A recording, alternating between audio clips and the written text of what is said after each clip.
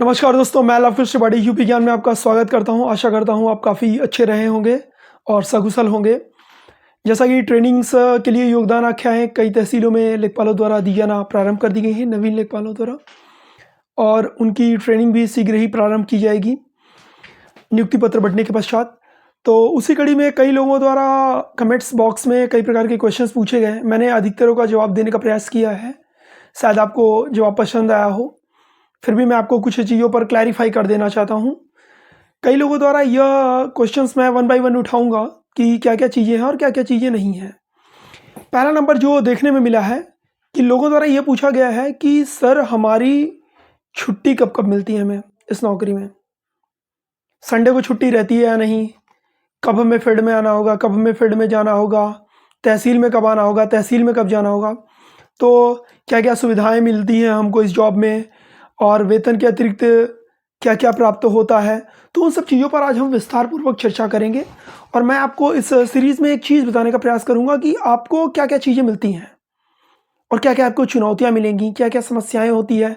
यह नौकरी बाकी नौकरी की तुलना में ज़्यादा बेटर है या ज़्यादा चैलेंजिंग है या किस प्रकार की नौकरी है, तो मैं वो सब चीज़ें आपको बताना चाहूँगा वन वन। शुरुआत करते हैं सबसे नंबर वन से, लेखपाल को मिलने वाली सुविधाएं। जैसा कि एक आर्मी मैन जब आर्मी को ज्वाइन करता है तो उसे युद्ध लड़ने के पहले हर प्रकार के शस्त्र उपलब्ध कराए जाते हैं। शस्त्र अस्त्र जो भी होते हैं, चाहे उसे गन हो चाहे राइफल्स हो, सब उन चीज़ें वो पुलिस में भी उनको उपलब्ध कराया जाता है ताकि वह दुश्मनों से लड़ सकें, वह खराब लोगों से। उसी प्रकार इस नौकरी में जैसे ही आपकी एंट्री होती है, आपको भी सरकार कई प्रकार की सुविधाएं प्रदान करती है जिनके माध्यम से आप उन चुनौतियों से निपटते हैं, वह सरकारी कार्यों को अच्छे ढंग से संपादित करते हैं। सबसे पहले नंबर पे आपको इसमें जो प्राप्त होता है वह होता है मोबाइल फ़ोन। कई लोगों के मन में उत्सुकता होगा कि सर हम जॉब ज्वाइन करेंगे तो हमको मोबाइल फ़ोन, हाँ आपको मोबाइल फ़ोन दिया जाएगा और आपको लैपटॉप्स भी दिए जाएंगे, आपको राउटर भी दिए जाएंगे, तीनों चीज़ें आपको दी जाएंगी।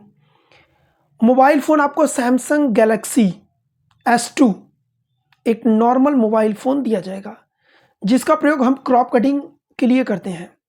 क्रॉप कटिंग जैसी योजनाओं को संपादित करने के लिए जो फसल की कटाई होती है, खरीफ की, रबी की और जायद की, उन फसलों से कटाई के संबंधित आंकड़े जो होते हैं वो क्रॉप कटिंग ऐप के जरिए संपादित किए जाते हैं, जो इसके लिए सरकार द्वारा आपको मोबाइल प्रदान किया जाता है। दूसरे नंबर पे हम आते हैं, आपको लैपटॉप दिया जाता है। वह लैपटॉप एसर कंपनी का होता है, 14 इंच का लैपटॉप होता है जिससे आप लगभग अपने सभी कार्य संपादित कर सकते हैं। जैसा कि आप मेरे पीछे देख सकते होंगे कि मेरे पीछे जो लैपटॉप है, आप देख सकते हैं ये एसर कंपनी का लैपटॉप है और इससे लगभग हम अपने सभी कार्य संपादित कर सकते हैं। चाहे वो आपको घरौनी का निर्माण करना हो, चाहे वो आपको खतौनी का निर्माण करना हो या किसी प्रकार के अन्य कार्य करने हैं, वो सभी इस लैपटॉप के माध्यम से संपादित किए जा सकते हैं। क्षमा चाहूँगा। इसके अलावा यह सारे कार्य जो होते हैं बोर्ड ऑफ रेवेन्यू की वेबसाइट्स bor.up.nic.in, इस वेबसाइट को आप एक बार जरूर खोल कर देखें। BOR board.of revenue.up.nic.in, इस वेबसाइट के माध्यम से आपको कई ऑनलाइन कार्य संपादित करने होंगे भविष्य में भी, तो आप इस वेबसाइट को एक बार खोल लें और देख लें। हमारा अधिकतर कार्य लैपटॉप के माध्यम से किसी भी प्रकार की योजना हो, चाहे वो घरौनी योजना हो, चाहे आपका पर्सनल वर्क हो जैसे खतौनी कार्य का निर्माण, किसी प्रकार की रिपोर्ट तैयार करना, वो सब आप इस लैपटॉप, ये जो एसर कंपनी का है 14 इंच का, इसके माध्यम से आप कर सकते हैं, जो कि काफ़ी अच्छा है। इससे लगभग सभी प्रकार के कार्य संपादित हो जाते हैं। अगली कड़ी में हम चलेंगे कि राउटर आपको किस कंपनी का दिया जाएगा। तो हमें जो मिला था वो जियो कंपनी का राउटर आपको दिया होगा। 1400 रुपये का जो डोंगल होता है, आप जिसको कह सकते हैं, वो हमें दिया गया था डोंगल। उसमें आपको सिम लगाना होता है। सिम लगाने के बाद आप उसको इंटरनेट की तरह यूज़ कर सकते हैं अपने लैपटॉप से वायरलेस के माध्यम से। तो वायरलेस डोंगल आपको दिया जाएगा, परंतु सिम आपको अपना पर्सनल खरीदना होता है, वह सरकार द्वारा या शासन द्वारा दिया आपको नहीं होता है। अगली कड़ी में हम चलते हैं, तो ये हो गई आपको मिलने वाली सुविधाएं। इन सब के अलावा भी आपको कई प्रकार की अन्य सुविधाएं मिलती हैं जो आपको रिक्वायरमेंट होगी जिस जॉब में, जिस चीज़ के लिए, वो आपको सरकार द्वारा उपलब्ध कराई जाती है। सबसे बड़ा क्वेश्चन लोगों के दिमाग में आ रहा है कि सर छुट्टी प्रोविज़न क्या है छुट्टी? अगर देखिए आपको आपकी खुद का ज़िला मिल गया है, तो मुझे नहीं लगता कि आपको बहुत ही छुट्टी की ज़रूरत होगी, क्योंकि सुबह से शाम तक काम करने के पश्चात आप अपने घर पे होंगे, तो आपको छुट्टी लेने की बहुत विशेष ज़रूरत नहीं पड़ेगी।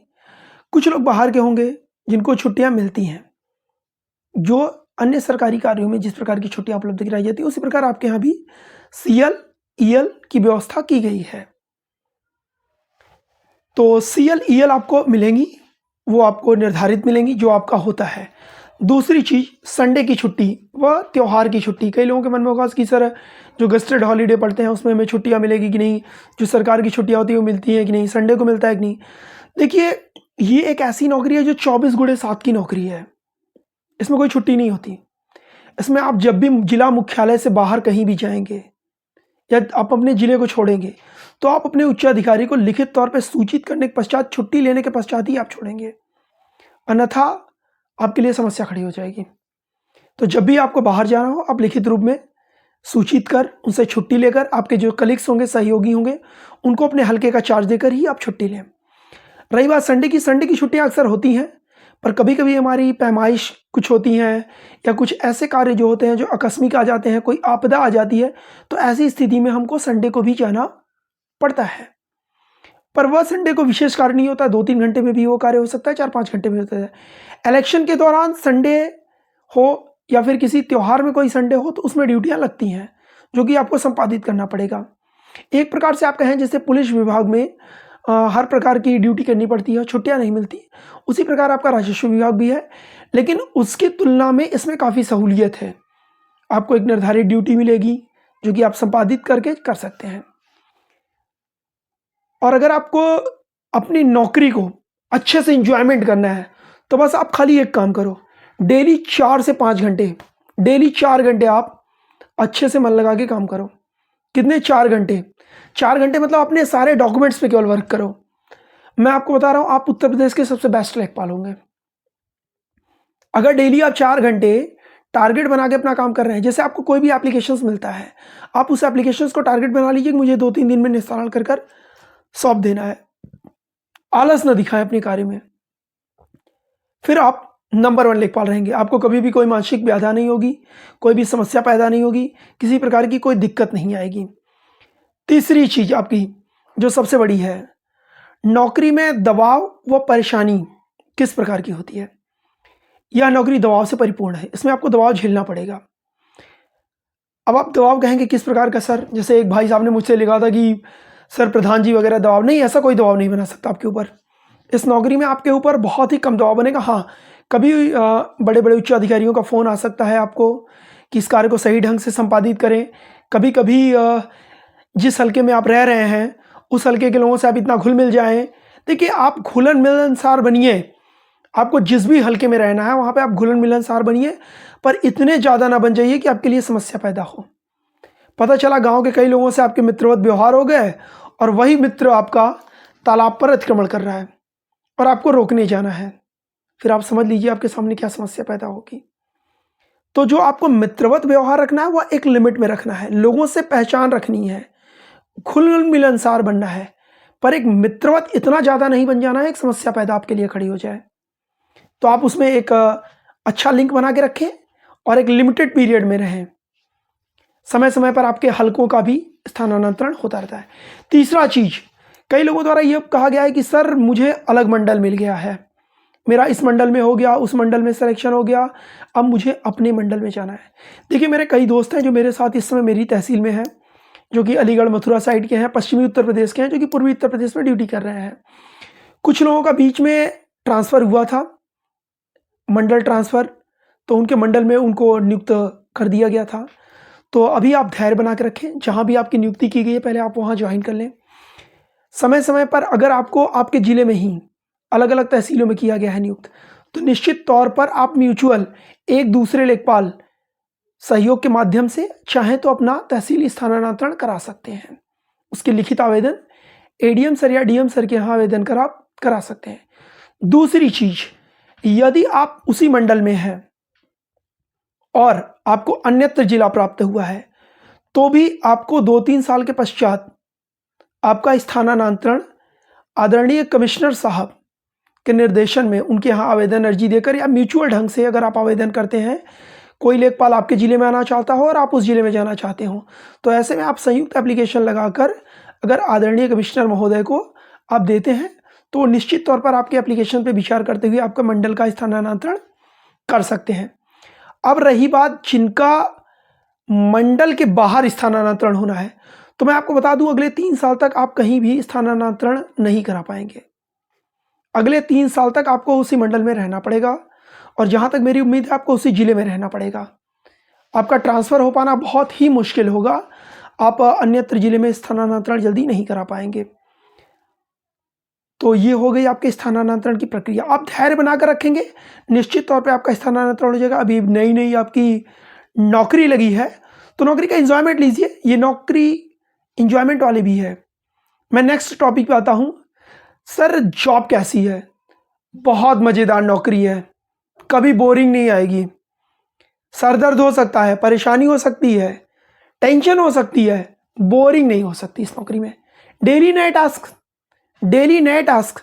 और जिन लोगों को लगता हो कि बड़े आराम की नौकरी है, तो मैं आपको चैलेंज बता दूं, इसमें कभी कभी क्या होता है कि आपके पास कम काम होंगे, थोड़े थोड़े काम चलते रहते हैं। अचानक से जब काम आएंगे ना तो एक साथ कई डिपार्टमेंट्स के काम आ जाएंगे। कृषि विभाग अपना काम लेके आ जाएगा, आपके डिपार्टमेंट की खतौनी बननी है, इलेक्शन अलग से आ जाएगा और ये काम आप ही को करना है, एक साथ करना है। कभी कभी तो ऐसा होता है कि आज आपकी ड्यूटी यहाँ भी लगी है, वहाँ भी लगी है, वहाँ भी करना है, वहाँ भी करना है। आप नो नहीं बोल सकते। हाँ, मैं पहली बात आपको एक चीज़ और समझा दूँ, इस नौकरी में नो का ऑप्शन नहीं होता है। कभी आप नो यूज़ मत करिएगा। कोई भी चैलेंज मिलता है, एक्सेप्ट दैट। हाँ, अपनी बातों को रखिए कि सर ये समस्याएं हैं, मेरे सामने ऐसी दिक्कतें आ रही हैं, ये चीज़ें हैं। फिलहाल ट्रेनिंग में आपको ये सब चीज़ें भी सिखाई जाएंगी। जो आपके सीनियर्स रहेंगे वो आपको ज़रूर हेल्प करेंगे। और मैं तो खास करके जो मेरे ज़िले में हैं, खास करके भदोही ज़िले में जो हैं और जो मुझसे सहयोग चाहेंगे, मैं डेफिनेटली उनकी मदद करूंगा कि किस प्रकार से किन किन प्रॉब्लम्स में, किन किन चुनौतियों से आप कैसे टैकल कर रहे हो, कैसे रहना है, सावधानी क्या बरतनी है। नेक्स्ट पॉइंट सबसे इंपॉर्टेंट, आपको फील्ड में बहुत लोग बहकाएंगे, सर इसमें ऐसा है, किसी भी गलत प्रलोभन में कभी ना पड़ें, अन्यथा अपने सीनियर्स से न्यूज़ ले सकते हैं और जानकारी प्राप्त कर सकते हैं। एक बार अगर आपका कैरियर तबाह हुआ या आप किसी भी गलत प्रक्रिया में, आप समझ सकते हैं मैं क्या बोलना चाह रहा हूँ, पकड़े गए, फिर आपका ज़िंदगी बर्बाद होने से कोई नहीं बचा सकता। आपकी लाइफ पूरी फिनिश हो जाएगी और आप कुछ नहीं कर पाएंगे। फिर आप इस नौकरी को छोड़िए, आप किसी नौकरी के लायक नहीं रहेंगे। तो ऑनेस्टी, लॉयल्टी, ये अपने अंदर मेंटेन करके आप लोग लेके चलिएगा। अगर ऑनेस्टी और लॉयल्टी, पहले मैंने आपको पिछली वीडियो में भी बता रखा है कि आपका अगले साल, 1 साल आपकी ट्रेनिंग होगी, अगले 1 साल तक आपको प्रोबेशन पे रखा जाएगा। आप परमानेंट एम्प्लॉय नहीं है, आपको किसी भी क्षण इस नौकरी में टर्मिनेट किया जा सकता है। तो आपका व्यवहार और आपकी सावधानी, आपकी लॉयल्टी, आपकी ऑनेस्टी, ये बहुत इंपॉर्टेंट रखेगा। Otherwise you will face a difficulty, a very lot of problems in your life. बहुत ज़्यादा समस्याओं का सामना करना पड़ जाएगा। किसी भी गलत प्रलोभन में आप न पड़ें और अगले 2-3 साल तक आप एकदम सावधानी पूर्वक कार्य करें। किसी भी रिपोर्ट को लिखने, कभी कभी क्या होता है कि गलतियां हम करते नहीं हैं, गलतियां वो अनजाने में हो जाती है। अनजाने वाली गलतियों पर गलती तो गलती है। आपने पता चला कोई व्यक्ति मृतक नहीं है और उसके बेटों ने आवेदन कर दिया कि सर ये मेरे पिताजी हैं, ये ख़त्म हो गए हैं, उनका एप्लीकेशन आया, आपने गांव में किसी एक आदमी से पूछा, उसने बोल दिया हाँ सर ये तो मर गए हैं, और आपने उसके लड़कों का नाम चढ़ा दिया और वो आदमी जिंदा निकल गया। फिर आपके ऊपर एफआईआर होगा। वो आदमी चाहेगा तो आपके ऊपर एफआईआर करके आपको जेल भेज देगा, तुरंत आप जेल जाएंगे, कोई नहीं बचा पाएगा, क्योंकि सारी चीज़ें ऑनलाइन है, डिजिटल रिकॉर्ड्स हैं। डिजिटल रिकॉर्ड्स को आप छेड़ नहीं पाएंगे। कभी कभी क्या होता है कि हम लोग गलती में कोई रिपोर्ट लिख देते हैं। हमने गए गांव में जांच करने के लिए, पता चला किसी को कैंसर इलाज हेतु धन की आवश्यकता है। हमने जांच किया, पता चला उसके पास आयुष्मान कार्ड है, हमने लिख दिया इसके पास आयुष्मान कार्ड नहीं है। अब उस व्यक्ति को तो उसका फायदा मिल जाएगा, पर उसके सजा के पात्र आप होंगे। इस नौकरी में आपको इमोशनल नहीं होना है, पहली बात तो याद रखिए। आप इमोशनल होइए, पर इमोशनलिटी आपकी इतनी ज़्यादा ना हो जाए कि वो स्वयं आपके लिए समस्या बन जाए। अपने आप को इतना बड़ा हीरो मत बनाइएगा कि मैं सारी समस्याओं का समाधान कर दूंगा, उसके लिए कई लोग बनाए गए हैं। तो आप मैक्सिमम कोशिश करिए कि चीज़ों को समझकर नियमानुसार जो आपका दायित्व है केवल अपने दायित्वों का पालन करें, सबके दायित्वों का पालन करने की जिम्मेदारी कभी ना लें, अन्यथा आपके लिए समस्या पैदा हो जाएगी। अब अगली कड़ी में मैं बताऊंगा कि लोग पूछते हैं कि सर लेखपालों को फील्ड में कब जाना होता है, तहसील में कब आना होता है। पर पहले तो मैं आपको नोट करा दूं कि चारों शनिवार या 5 शनिवार जो भी होते हैं आपके महीने के 4 शनिवार आप नोट कर लीजिए। पहली शनिवार आप तहसील में रहेंगे, किसी भी राजस्व विभाग के, जिसको हम बोलते हैं संपूर्ण समाधान दिवस, इसमें लगभग हर विभाग के अधिकारी उपस्थित आपको मिलेंगे। वहाँ पे जनता की सुनवाई होती है किसी भी बड़े मजिस्ट्रेट की अध्यक्षता में, और यहाँ पर उस दिन आपको तहसील में उपस्थित होना होता है अपने सभी अभिलेखों के साथ। दूसरा शनिवार आपको समाधान दिवस, जो भी आपका क्षेत्र है हल्का है उससे संबंधित थाने पे आपको रहना पड़ेगा और वहाँ पे आपको जनता की समस्याओं का समाधान करना पड़ेगा राजस्व पुलिस बल के सहयोग के साथ में। नंबर 3 मैं जो आपको बता रहा हूँ, नंबर 3 आपका फिर से जो शनिवार पड़ेगा उस पर आपको संपूर्ण समाधान दिवस, फिर चौथे पर आपको समाधान दिवस।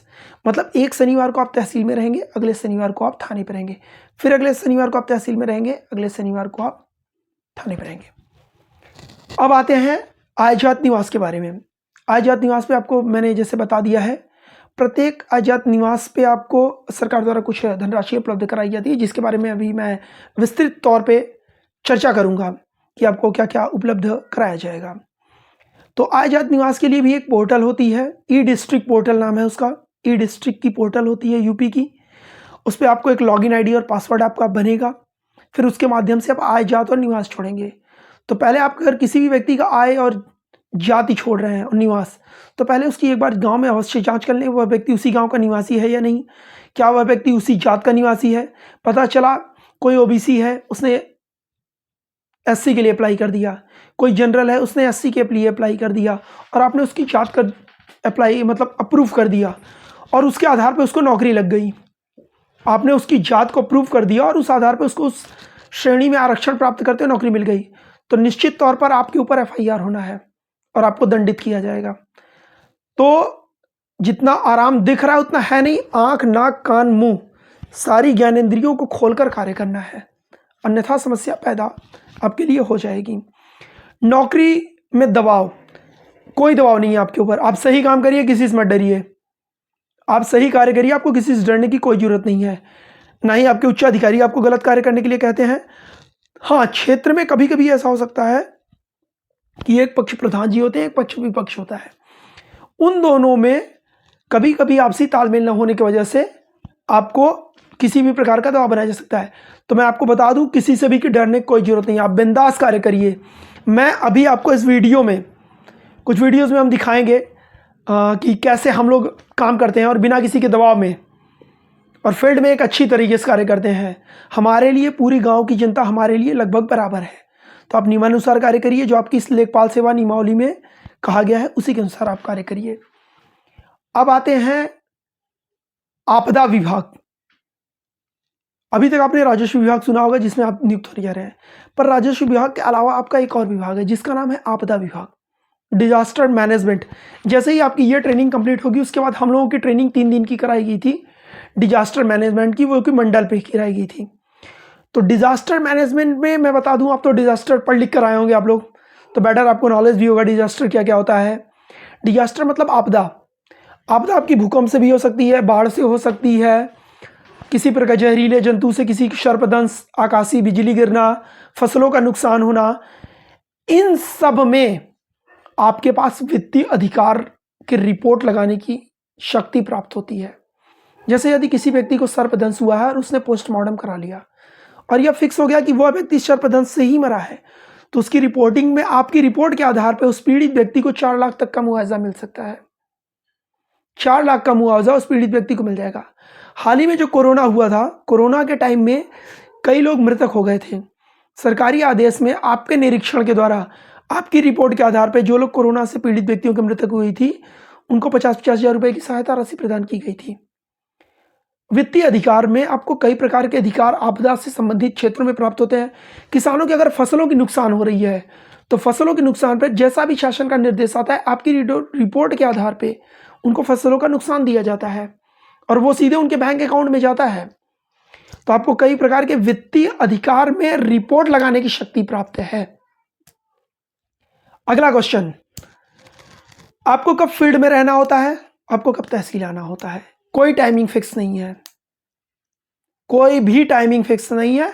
हाँ, रात 12-1 बजे नहीं आना है, पर इलेक्शन के टाइम में वो भी आपको आना पड़ सकता है। इलेक्शन के टाइम में आपको रात में भी आना हो सकता है अगर आपकी ड्यूटी लगाई जाती है तो। ऐसा कोई नियम नहीं है। फील्ड में आपको हमेशा जाना है, कंटिन्यूटी जाना है। तहसील की रही बात, तो तहसील में क्या होता है, उच्च अधिकारियों या हमारे कई प्रकार की जो योजनाएं होती हैं जिनसे संबंधित प्रपत्र होते हैं या कोई एप्लीकेशंस होते हैं या कोई शिकायती प्रार्थना पत्र, तो उनको रिसीव करने के लिए आपको तहसील जाना होता है। तहसील से आप उन प्रपत्रों को रिसीव करते हैं, उनकी रिपोर्ट्स बनाते हैं, फील्ड में जाते हैं, जांच करते हैं, रिपोर्ट्स बनाते हैं और उस रिपोर्ट को उच्च अधिकारियों को प्रेषित करते हैं, जिसके लिए आपको एक रजिस्टर बनाना होगा। उस रजिस्टर पर आप कोई भी चीज़ प्राप्त करते हैं उसको नोट करेंगे और जब भी आप रिसीव कराएं उन प्रपत्रों को तो उसको भी रजिस्टर पे रिसीव कराएं, ताकि लगे कि आपके पास यह मिला है और आपने इसका ये निस्तारण कर दिया। सबसे बड़ी, कुछ लोगों द्वारा एक बहुत ज़्यादा पूछा जा रहा है, sir extra income, sir extra income. तो अभी मैंने आपको बता दिया है कि आप सही ढंग से कार्य करिए। आपकी सरकारी नौकरी ये इतनी अच्छी है कि आपको इसमें अतिरिक्त आय काफ़ी अच्छे प्राप्त होंगे। कई योजनाओं के माध्यम से वो प्राप्त होंगे। इसमें अतिरिक्त आय योजनाओं के माध्यम से प्राप्त होते हैं। जैसे मैं आपको कुछ योजनाओं व उनसे प्राप्त होने वाले अतिरिक्त आय के बारे में बताता हूँ, जो आपकी सैलरी के अलावा सरकारी तौर पर आपको प्रदान किए जाएंगे। जैसे शासन की सबसे प्रमुख योजना एग्रीस्टैक, जो कि वर्तमान में संचालित है। एग्रीस्टैक मतलब आपको हर घाटे पर घूम घूम के फसलों का नुकसान बताना होता है कि किस फसल का नुकसान, मैं नुकसान कह रहा हूँ, फसलों की पड़ताल, किस फसल में क्या क्या बोई गई है, किस किस घाटों में कौन कौन सी फसल बोई गई है या किन किन घाटों में। प्रत्येक घाटे पर आपको 5 रुपये मिलते हैं। प्रत्येक घाटे पर आपको 5 रुपये मिलते हैं अगर एक फसल बोई गई है। एक से अधिक फसल होती है तो आपको 10 रुपये मिलते हैं। किसी भी लेखपाल के पास 1000 से कम किसी भी हल्के में, लगभग जहाँ मैं हूँ, या फिर 500-600, 700-800 इस प्रकार के घाटा अवेलेबल कराए जाते हैं। तो उन घाटे पर अगर आपको 5 रुपये प्रति फसल भी अगर आपको प्राप्त हो रहा है तो 3 सेशन होते हैं, खरीफ की, रबी की और जायद की। तीनों सेशन में आपको 7 से 8 हज़ार रुपये प्रति लेखपाल, मैं एक लगभग बता रहा हूँ, कम भी हो सकते हैं, ज़्यादा भी हो सकते हैं। कुछ को 10-15 हज़ार भी प्राप्त हो गए हैं, कुछ को 4-5 हज़ार भी प्राप्त हुए हैं। ये आपको प्राप्त होंगे 5 रुपये के हिसाब से। इसके अलावा 1000 रुपये आपको पावर बैंक के लिए दिया जाता है। 750 रुपये आपको इंटरनेट चार्ज दिए जाते हैं। तो मतलब आप मान के चलिए 7-8 हज़ार रुपये आपको एक सेशन में एग्रीस्टैक के मिल जाते हैं। साल भर में जोड़ें तो 20 से 30 हज़ार रुपये आपको बड़े आराम से पर सेशन आपको मिल जाएगा एग्रीस्टैक कराने के लिए, अगर आप मेहनती और अच्छे से काम करते हैं तो। कम भी हो सकते हैं, इससे 14-15 हज़ार भी हो सकते हैं, 18 हज़ार भी हो सकते हैं। जैसा आपका घाटा रहे उसके हिसाब से आपकी राशि निर्धारित की जाती है। अगला हम बात करते हैं आय जात निवास में जो आप इंटरनेट का प्रयोग करते हैं या जो आपको मोबाइल दिया गया है, लैपटॉप दिया गया है, उसके लिए आपको राउटर दिए जाते हैं।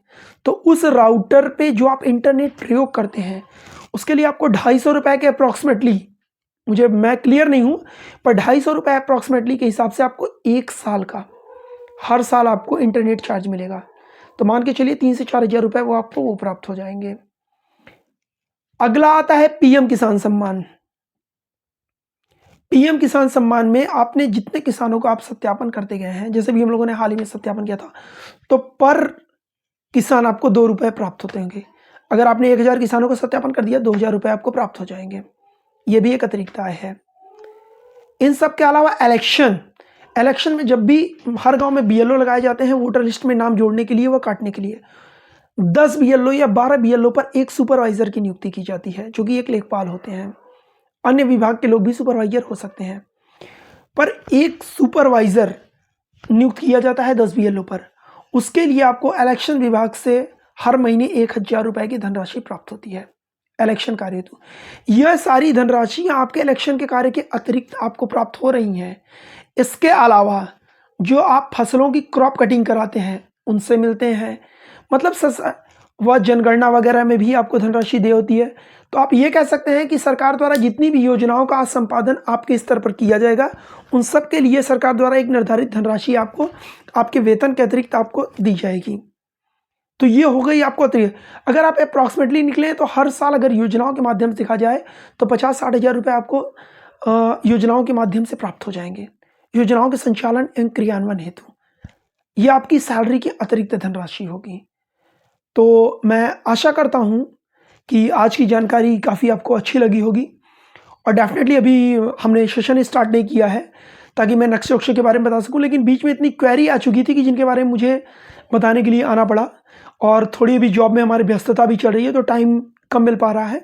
बट मैं टाइम निकाल कर आपको जानकारी देता रहूँगा, और मैं एक दिन आपको नक्शे के बारे में बताऊँगा, एक दिन आपको नक्शे से संबंधित कौन कौन से इंस्ट्रूमेंट यूज किए जाते हैं, नक्शे कैसे देखे जाते हैं, इनके बारे में आपको मैं अच्छे से बता दूँगा।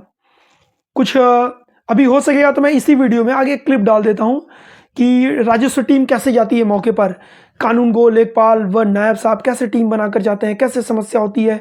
अभी एक वीडियो के माध्यम से मैं आपको इसमें दिखाने का प्रयास करूंगा।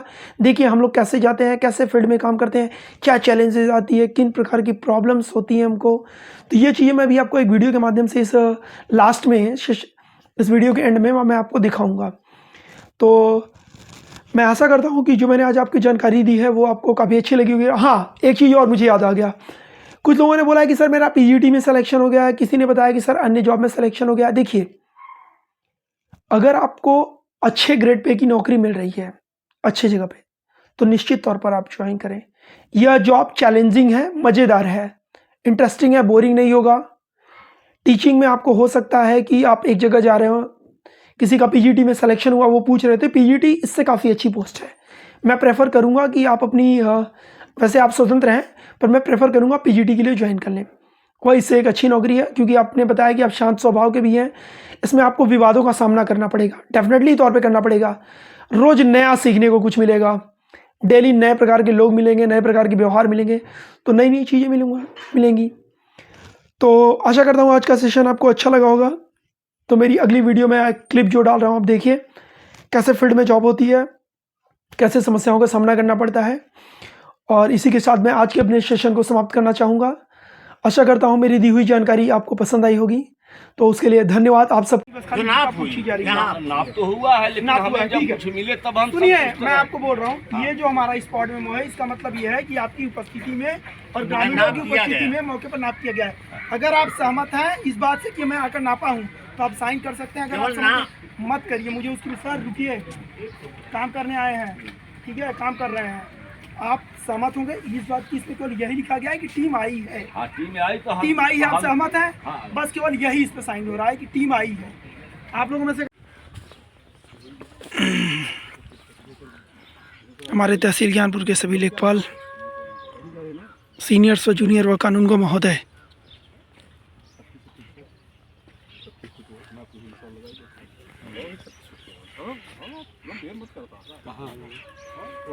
लगाइए उधर से, वहाँ चोटी चलिए आप।